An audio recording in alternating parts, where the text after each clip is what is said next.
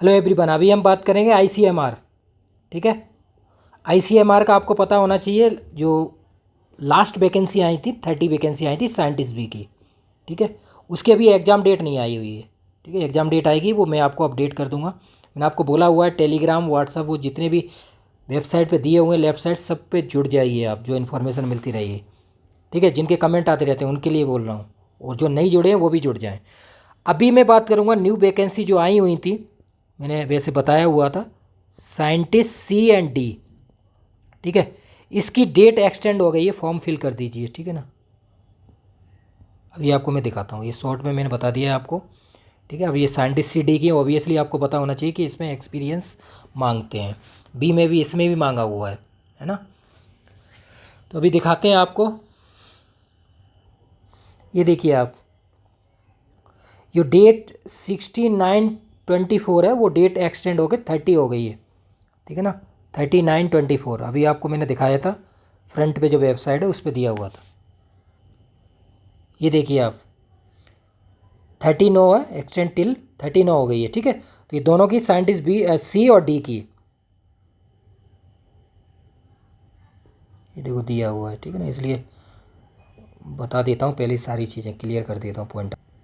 ये देखिए आप, जिसने नहीं किया है वो भर दीजिए। साइंटिस्ट सी है, 1 वैकेंसी है, जिसमें क्या है दिखा देता हूँ आपको। मास्टर डिग्री तो यही आपकी, पीजी कोई भी है कर दीजिए अप्लाई, और 4 ईयर एक्सपीरियंस है इस फील्ड में, ये पहले भी मैं बता चुका था। ये देख लीजिए आप, केमिस्ट्री है, केमिस्ट्री वाले कर दीजिए, और भी ब्रांच वाले कर सकते हैं, बायोलॉजी, माइक्रोबायोलॉजी, बायोटेक्नोलॉजी, सबके लिए है। जो 30 वैकेंसी आई थी उसमें भी सब मिक्स ब्रांचें थी। ठीक है, एक वैकेंसी ये हो गई। ये साइंटिस्ट डी की देख लीजिए आप। ठीक है, ये देख लीजिए, इसमें 8 ईयर का एक्सपीरियंस मांगा हुआ है, कि साइंटिस्ट डी की ये पोस्ट ओबियसली आपको पता होना चाहिए, इतनी बड़ी पोस्ट है ना, सीनियर है।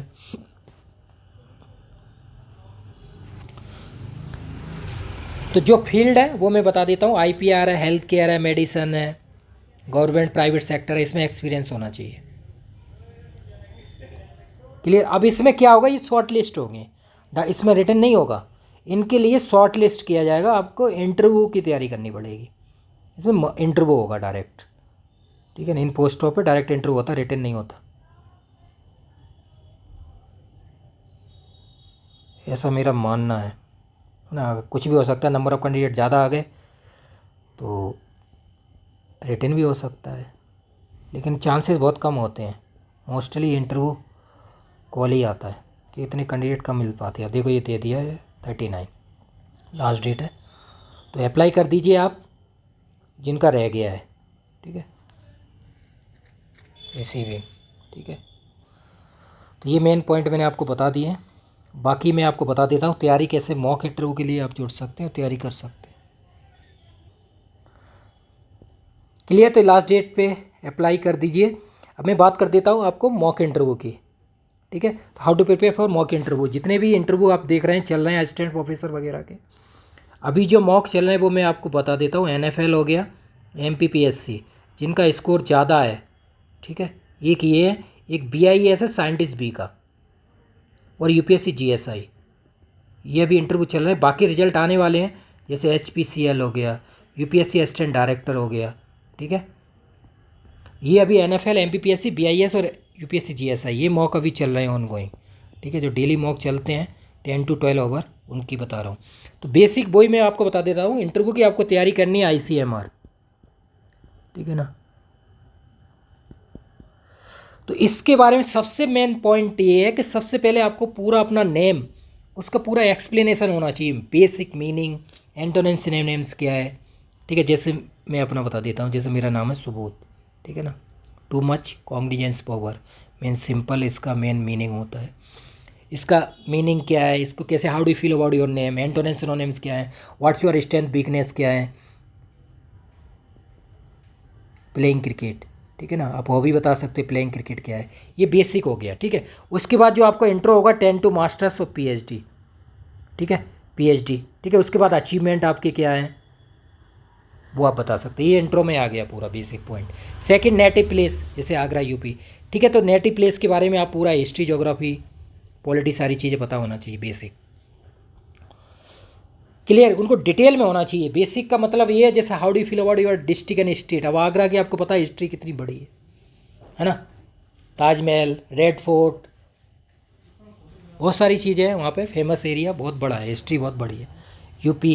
तो जो स्टेट है उसका कंट्रीब्यूशन क्या है आपकी स्टेट कंट्री में, वो सारी चीज़ें डिटेल में होना चाहिए, आप बता सको। आप दिल्ली से हैं, हरियाणा से हैं, राजस्थान से हैं, हिमाचल से हैं, तो उसके बारे में आपको आइडिया होना चाहिए। क्लियर, उसकी डिस्ट्रिक्ट और ये चीज़ें पूछी जाती है जनरली। नेटिव प्लेस, ठीक है। अब third point laboratory. Laboratory titration sections होता है, laboratory elemental analysis functional group. पहली बात तो लैब के बारे में पता होना चाहिए, how do feel about lab, what the role of laboratory in your life. Lab के बारे में डिटेल से एनालिसिस होना चाहिए, ठीक है। लैब सॉल्यूशन है, अब सॉल्यूशन आप कैसे बनाते हैं, आप पूछिए, आपने यूजी पीजी में बनाए थे, सॉल्यूशन को बनाते कैसे, अननोन सॉल्यूशन और नॉन सॉल्यूशन को कैसे सेपरेट करते हैं, ये सॉल्यूशन हो गया। बेसिक चीज़ें आनी चाहिए, बेसिक जो भी एपरेटस आप यूज करते हैं, पिपेट वगैरह, उनके नाम भी आने चाहिए, ठीक है। ये मेन बेसिक चीज़ें हैं, इंटरव्यू में सब चीज़ें बेसिक होती हैं।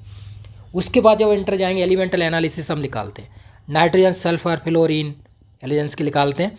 तो एलिमेंटल एनालिसिस के सबसे पहले हम सोडियम एक्सट्रेट सॉल्यूशन को प्रिपेयर करते हैं, उसके द्वारा हम निकालते हैं ना। तो सारी बेसिक चीज़ें हैं वो पहले आनी चाहिए।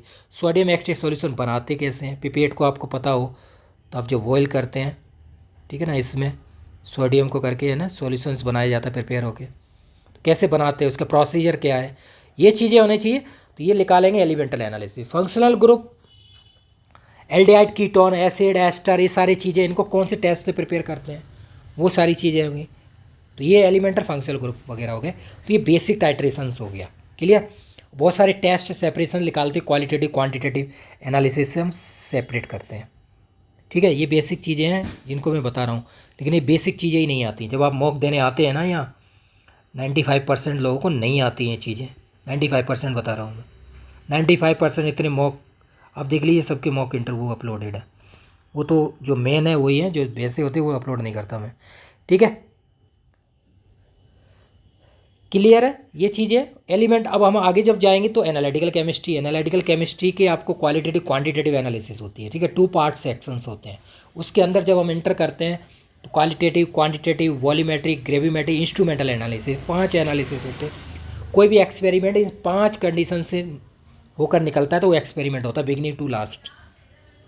तो ये सारी चीज़ें पता होना चाहिए आपको, पूरा डिटेल में आप बता सकें, ठीक है। ये टाइटेशन बहुत मेन चीज़ है। लेबोरेटरी आप साइंटिस्ट बनने जा रहे हैं, बहुत सारी चीज़ें हैं, ठीक है। ये मैंने आपको बेसिक होती है। हर एक एग्जाम में किसी का भी आप इंटरव्यू देंगे, आपको टाइटेशन सेक्शन बहुत स्ट्रॉन्ग होना चाहिए। इसकी सेपरेशंस बहुत सारी चीज़ें करते हैं क्वालिटेटिव क्वांटिटेटिव में, वो आगे हम बहुत ज़्यादा डिस्कस करते हैं, लेकिन आप जब आप ये स्टडी करेंगे तो बाकी चीज़ें मैं बेसिक बता देता हूँ। ये देखिए यूपीएससी जीएसआई में बहुत ज़्यादा टाइट्रेशन का सेक्शन का क्वेश्चन पूछते हैं, एनालिटिकल केस। और जो एनएफएल की बात कर रहे हैं तो एनएफएल के लिए भी जो एनएफएल वाला सेक्शन इंटरव्यू होगा तो टाइट्रेशन लेवल, आपको पता है एनालिटिकल कितने क्वेश्चन आए थे, तो टाइट्रेशन और एनालिटिकल सेक्शन बहुत स्ट्रॉन्ग होना चाहिए। उसका रिटन में भी आए थे और इंटरव्यू में भी बहुत सारे क्वेश्चन पूछे जाएंगे। 5 है एमएससी प्रोजेक्ट पीएचडी। तो प्रोजेक्ट क्या है, उसका टाइटल क्या है, ठीक है। जैसे कोई भी हम मान लेते हैं आपको, जैसे स्टीरॉयड है ना, या कोई भी सुक्रोज है, मोनोसेकेराइड, बहुत सारी चीज़ें रहती हैं, न्यूक्लियर केमिस्ट्री, कोई भी प्रोजेक्ट है, टॉपिक पीएचडी का क्या है, तो उसके एप्लीकेशन क्या है, यूजेस क्या है, एडवांटेज डिसएडवांटेज क्या है, लिमिटेशंस क्या है, ये सारी चीज़ें डिटेल्स में हमें एनालिसिस आपको करना है, जिससे कि आप कर सकें और स्टडी ज़्यादा से ज़्यादा। ये पॉइंट 4 पॉइंट हो गया। 5 पॉइंट है आईसीएमआर के अकॉर्डिंग। आईसीएमआर क्या है, ये Indian council medical of research है, किस तरह की रिसर्च करता है, इसकी एप्लीकेशन क्या है, इसकी पूरी हिस्ट्री आपको पता होना चाहिए। साइंटिस्ट सी और डी, इसका क्या मेन वर्क क्या होता है साइंटिस्ट का, why will you become a scientist B in ICMR, what the role of scientist B, scientist C, scientist D. तो जिस पोजीशन से आप बढ़ के गए हैं उसके हिसाब से आप देख सकते हैं। इस तरह से आप धीरे धीरे एक्सप्लेन करेंगे तो ज़्यादा बेनिफिट होगा आपको, ठीक है ना। तो ये सारी चीज़ें हैं। साइंटिस्ट है, साइंटिस्ट में डिफरेंस क्या है, किस तरह से साइंटिस्ट होते हैं, वर्क क्या है साइंटिस्ट का इंडिया में, जितने भी हैं बीआरसी, डीआरडीओ, सीपीसीबी, जितने भी डिपार्टमेंट में साइंटिस्ट हो रहे हैं, भाभा एटॉमिक, ठीक है ना, इसरो, वो साइंटिस्ट के बहुत बड़े डिपार्टमेंट है। ये कि नहीं यूपीपीएससी में साइंटिस्ट होता है, यूपी जीएसआई साइंटिस्ट है, वो भी एक ग्रेड ऑफिसर साइंटिस्ट, ठीक है, बहुत सारे डिपार्टमेंट है।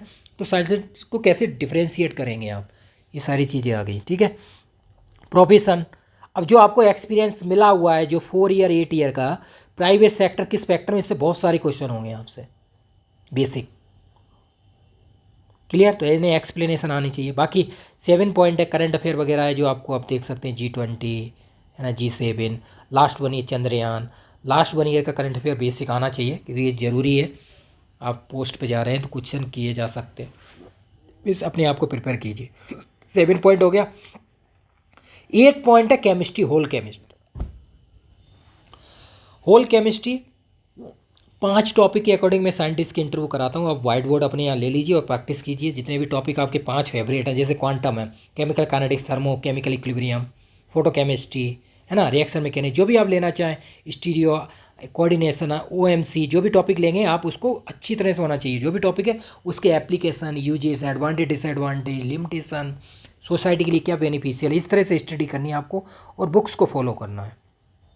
ये जो CSI या नेट के जो होते हैं नोट्स, उनसे काम नहीं चलता, बुक्स फॉलो कीजिए। और ये ब्रांचें हैं, ये देखिए 26 ब्रांच है, इन्होंने ये इस पोस्ट पे अप्लाई किया हुआ है। और यही जो साइंटिस्ट बी की पोस्ट आई थी, साइंटिस्ट बी की, ठीक है ना, उसमें भी 15+15 जो थी, मेडिकल नॉन मेडिकल 30, उसमें भी इतनी 26 ब्रांच वालों ने अप्लाई किया। ओनली केमिस्ट्री नहीं है, सब ने अप्लाई किया हुआ है। ए ग्रेड पोस्ट थी, ये ए ग्रेड से ऊपर है, ये प्लस प्लस प्लस C और प्लस, इस तरह से 7000 आई थिंक ग्रेड पे होगा इसका। तो इस तरह से आप तैयारी कीजिए मॉक इंटरव्यू की। सुबोध कैंप से जुड़िए, ये नंबर दिया हुआ है, तैयारी कीजिए। कोई प्रॉब्लम आती है तो वीडियो के डाउन साइड आप कमेंट कर सकते हैं। ठीक है, सारी डिटेल आपको दे दी जाएगी। 24×7 आपकी सेवा के लिए अवेलेबल है, कैंडिडेट अवेलेबल है। तो इस तरह से आप तैयारी कीजिए। बाकी कोई प्रॉब्लम आए तो कमेंट कर सकते हैं। Thank you so much.